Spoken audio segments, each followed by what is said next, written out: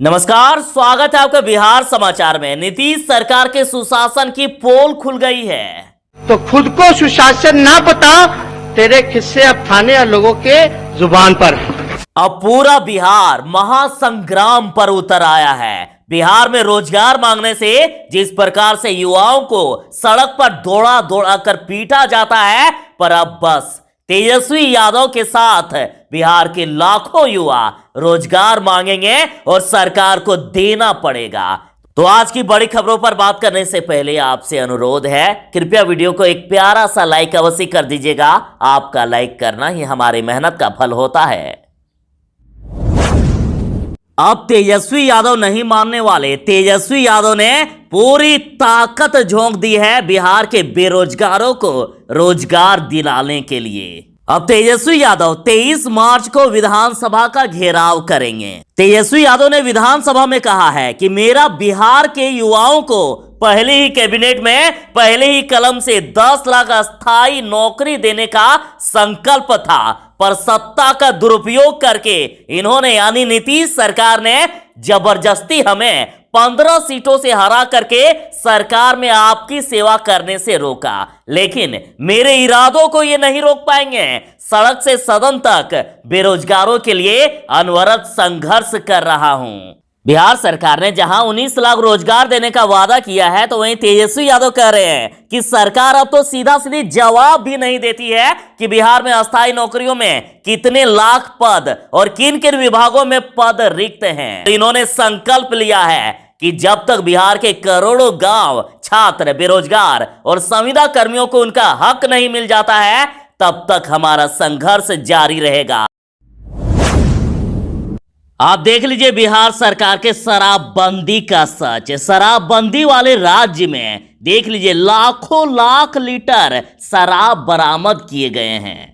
तो आखिर बिहार सरकार की ये कैसी शराबबंदी है? मद्य निषेध विभाग ने जारी किया है चौंकाने वाला आंकड़ा। सिर्फ 3 साल में जब्त किए हैं लाखों लीटर शराब। तो 100% तो कर नहीं पाए होंगे, तो सोचिए बिहार के घर घर तक किस प्रकार से शराब पहुंचा होगा। और आप ये भी सुनिए कि तेजस्वी यादव ने शराबबंदी पर सदन में क्या बोले हैं। बिहार में अब तक 1 करोड़ लीटर से भी ज्यादा शराब पकड़े गए। ध्यान कीजिएगा, 1 करोड़ लीटर से भी ज्यादा शराब पकड़े गए हैं, जिसमें कि अलग से 9 लाख लीटर जो है चूहा पी गया है। ये ऑन रिकॉर्ड है कि जब 1 करोड़ लीटर शराब पकड़े गए, तो आप समझिए कि बिहार में कितने घर घर जो है शराब, कितने लीटरें पहुंच चुकी होंगी, होम डिलीवरी हो चुका होगा। जरा सावधान, बिहार के 1-2 नहीं बल्कि 20 जिलों में भयंकर आंधी तूफान और बारिश आने की चेतावनी दे दी गई है। देखिए, पटना सहित बिहार के 20 जिलों में 21 मार्च यानी रविवार को आंधी तूफान और बारिश आ सकती है, और इसको लेकर येलो अलर्ट जारी कर दिया है। और कुछ जिलों में तो 30 से 40 किलोमीटर की रफ्तार से आंधी भी चलेगी। तो आखिर कौन कौन से जिलों को खतरा है, तो ध्यान दीजिएगा। पटना, गया, नालंदा, शेखपुरा, बेगूसराय, लखीसराय, नवादा, बक्सर, भोजपुर, रोहतास, भभुआ, औरंगाबाद, जहानाबाद, अरवल, किशनगंज, सुपौल, मधेपुरा, सहरसा, अररिया और पूर्णिया जिले में गरज तड़क के साथ बारिश की स्थिति बन रही है। तो अतः आप 21 मार्च को जरा सावधान रहें। बिहार में कोरोना का कहर लगातार बढ़ते ही जा रहा है। कई क्वारंटाइन सेंटर लागू कर दिए गए, साथ ही पूरा बिहार अभी अलर्ट मोड पर है। और महाराष्ट्र में तो इतनी खराब स्थिति हो गई है कि वहां लॉकडाउन लगाने की अब बात हो रही है। तो इसी बीच बड़ी खबर है, बिहार के कई जिलों में प्रशासन अब 15 अप्रैल तक स्कूल बंद करने पर विचार कर रहे हैं। और मुख्यमंत्री नीतीश कुमार जी आज शनिवार को प्रदेश के डीएम के साथ वीडियो कॉन्फ्रेंसिंग करके ये डिस्कस कर रहे हैं कि आखिर बिहार में स्कूल आगे संचालित करना चाहिए या स्कूल को बंद कर देना चाहिए। अभी अधिकांश अधिकारी कोरोना वायरस के खतरे को देखते हुए जूनियर सेक्शन के स्कूल को बंद करने पर विचार कर रहे हैं। तो आपकी क्या राय है, आप जरूर ही बताएं कि स्कूल चलना चाहिए या बंद कर देना चाहिए। 23 मार्च को विधानसभा घेराव का ऐलान कर दिया गया है। तो इस पर देखिए, युवा राजद की तरफ से कहा जा रहा है कि चाहिए नौकरी, चाहिए रोजगार, बिहार के युवा बेरोजगार भरे हुंकार। 23 मार्च को विधानसभा घेराव का ऐलान तेजस्वी यादव जी कर दिए हैं। सभी युवा बढ़ चढ़कर इसमें हिस्सा ले और नीतीश सरकार को संवेदनहीन निद्रा से जगाइए। अब बिहार के युवाओं से अपील की गई है कि आप बढ़ चढ़ के हिस्सा लें। और साथ ही राजद की तरफ से कहा जा रहा है कि मांगा रोजगार, मिला बलात्कार। ये बेशर्म एनडीए की सरकार का महाजंगल राज बिहार की महिला सशक्त महागठबंधन के साथ करेगी विधानसभा का घेराव। 23 मार्च विधानसभा घेराव। तेज प्रताप यादव ने नीतीश सरकार के नेताओं को कहा है कि ये लोग गुंडे हैं और इनका दिमाग खराब हो जाता है। तेज प्रताप यादव ने सत्ताधारी दल के नेताओं पर कहा है कि जनता के मुद्दों को सुनकर ये लोग तिलमिला जाते हैं, उन लोगों का दिमाग खराब हो जाता है। इन्होंने कहा कि जिस तरह से सदन में मंत्री सम्राट चौधरी ने स्पीकर के साथ बदतमीजी की, उन्हें ऐसा नहीं करना चाहिए था। और बीजेपी मंत्री राम सूरत राय ने तो भरे सदन में तेजस्वी यादव को गांधी मैदान में फरिया लेने की धमकी दे दिए थे। तो इस पर तेज प्रताप यादव ने कहा कि ये सब गुंडे हैं। पूरे बिहार के लोग देख रहे हैं कि किस तरह से ये गुंडागर्दी कर रहे हैं, लेकिन इनकी गुंडागर्दी ज्यादा दिनों तक नहीं टिकेगी। वो भले ही हाउस में बक बक कर ले, लेकिन जब जनता के बीच जाएंगे तो जनता उन्हें सबक सिखाने का काम करेगी।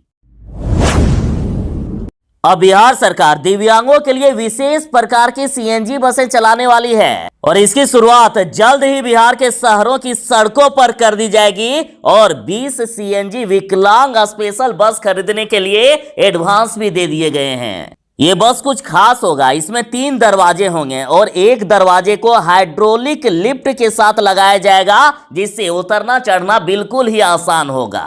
और इसके साथ ही कई अन्य खासियत भी होगी इस बस में। देख लीजिए नीतीश सरकार के सुशासन की हकीकत। पटना में अपराधियों ने एटीएम में पैसे डालने के दौरान बैंक कर्मी को गोली मार दी, 9 लाख रुपए लूट लिए और बैंक कर्मी का राइफल भी छीनकर आराम से फरार हो गए। तो इस पर युवा राजद का कहना है कि पटना में एक बार फिर से एटीएम कैश वैन की लूट हुई है। अब तो लूट की वारदात बीच शहर में हुई है और कहा गया कि नीतीश कुमार जी, गृह मंत्री का अर्थ गृह में छुपे रहने वाला मंत्री नहीं होता है। थोड़ा हरकत में आइए, अपने अंदर कुछ शर्म पैदा कीजिए, अरे कोशिश तो कीजिए। अब बिहार में कोरोना के खतरे को देखते हुए बिहार सरकार ने आदेश जारी कर दिया है कि महाराष्ट्र, दिल्ली, गुजरात समेत 7 राज्यों से पटना आने वाले लोगों को अब होम क्वारंटीन किया जाएगा। साथ ही गांवों में कोरोना की संक्रमण को रोकने के लिए पीएचसी स्तर पर मेडिकल टीम भी गठित कर दी गई है। कोरोना का ये दूसरा चरण काफी ज्यादा खतरनाक है और इसके विस्तार को रोकने के लिए तत्काल इलाज की सुविधा देने को लेकर प्राथमिक चिकित्सा केंद्र यानी पीएचसी स्तर पर मेडिकल टीम का गठन किया गया है। तो बिहार के अब शहरों के साथ गांवों में भी जांच किया जा रहा है और कहा जा रहा है कि स्वास्थ्य संबंधी हल्की सी भी परेशानी होगी तो उन्हें कोविड केयर सेंटर में भर्ती करके इलाज किया जाएगा। थोड़े गंभीर मरीज को जिला स्तर पर बनाए गए कोविड केयर सेंटर पर भर्ती किया जाएगा और उससे भी ज्यादा गंभीर मरीजों को कोरोना वार्ड में भर्ती कर इलाज किया जाएगा। तो कोरोना की इस दूसरे लहर को मजाक में ना ले, पहले से भी ज्यादा खतरनाक है। अब नीतीश कुमार की पार्टी जदयू का इतनी खराब स्थिति हो गई है कि देखिए, जदयू प्रदेश अध्यक्ष के सामने महिला कार्यकर्ताओं को मोर्चा खोलना पड़ा और वहीं पर रो पड़ी महिला कार्यकर्ता। बिहार विधानसभा चुनाव में जदयू का तो खराब प्रदर्शन हुआ ही है, तो इतनी खराब स्थिति को ठीक करने के लिए अब जदयू संगठन को मजबूत करने पर जुटी है। तो देखिए, जदयू के प्रदेश अध्यक्ष मुंगेर पहुंचे थे वहां कार्यक्रम को संबोधित करने और तभी मुंगेर जदयू की जिला सचिव प्रतिमा सिंह ने कहा है कि नीतीश कुमार की पार्टी जदयू में महिला नेताओं को सम्मान नहीं दिया जाता है। उन्होंने कहा कि जदयू में महिला नेताओं के साथ दुर्व्यवहार किया जाता है और इस दौरान वो रो भी पड़ी, रोने लगी वहीं पे वो। तो वैसे नीतीश कुमार की पार्टी में कई शिकायत आती रहती है, तो अभी जो शिकायत आई है ये काफी बड़ी है, महिला नेताओं को सम्मान नहीं दिए जाने की शिकायत। क्या साहब, जब बिहार में जंगलराज, महाजंगलराज या बढ़ते अपराध को लेकर सवाल उठाए जाते हैं तब आपको गुस्सा आ जाता है, लेकिन देखिए बिहार में कैसे कैसे अपराध हो रहे हैं। पटना में अपराधियों ने एटीएम में पैसे डालने के दौरान बैंक कर्मी को गोली मार दी और 9 लाख रुपए लूट के फरार हो गए। बिहार में क्राइम आउट ऑफ कंट्रोल हो गया है। अपराधी सरेआम गोलीबारी करने में भी अब पीछे नहीं हट रहे हैं। रोज ही लूट, हत्या, अपहरण, चोरी होती ही रह रही है। और ताजा मामला पटना के व्यस्त इलाके पाटलिपुत्र थाना क्षेत्र के अल्पना मार्केट के पास का है, जहां कैश वैन पर फायरिंग कर दी गई और 9 लाख रुपए सरेआम लूट लिए गए। और देखिए कर्मचारी को घायल करके उसका राइफल भी छीनकर फरार हो गए।